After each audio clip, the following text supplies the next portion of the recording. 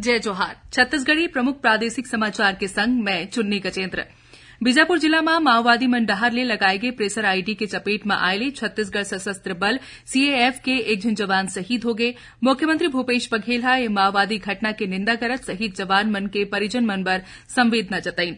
अटल बिहारी वाजपेयी विश्वविद्यालय बिलासपुर के चौथा दीक्षांत समारोह काली 28 मार्च के हुई। समारोह की अध्यक्षता राज्यपाल विश्वभूषण हरिचंदन करही। समारोह के मुख्य अतिथि फिजी गणराज्य के भारत में उच्चायुक्त कमलेश शशि प्रकाश हुई। मुख्यमंत्री भूपेश बघेल काली राजनांदगांव जिला में 105 करोड़ रुपए की लागत के आने विकास कार्य के भूमि पूजन और लोकार्पण करीन।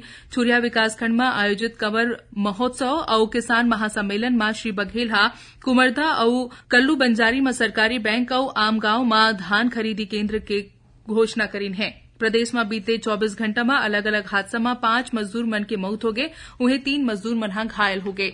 लोगन मन ला टीबी बीमारी पर जागरूक करे खातिर आज रायपुर में स्वास्थ्य सेवा के संचालक भीम सिंह हस्ताक्षर अभियान की शुरूआत करीन है। सूरजपुर जिला में बाघ के हमला ले आज 2 झिन युवक मन के मौत हो गए, तो उन्हें 1 झिन युवक गंभीर रूप ले घायल हो गए।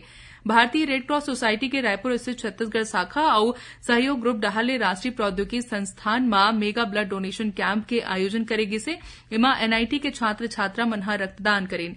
भुवनेश्वर में खेले गए अखिल भारतीय सिविल सर्विसेज शतरंज प्रतियोगिता में राजनांदगांव की 2 खिलाड़ी उषा चटर्जी और अप्सा परवीन रजत पदक हासिल करे है और रायपुर में महिला मन बर राखे गए 10 का दम तीरंदाजी प्रतियोगिता में खेल अकादमी बिलासपुर के तुलेश्वरी खुसरो गोल्ड मेडल हासिल करे है। ये रहे अब तक के प्रमुख प्रादेशिक समाचार। जय जोहार।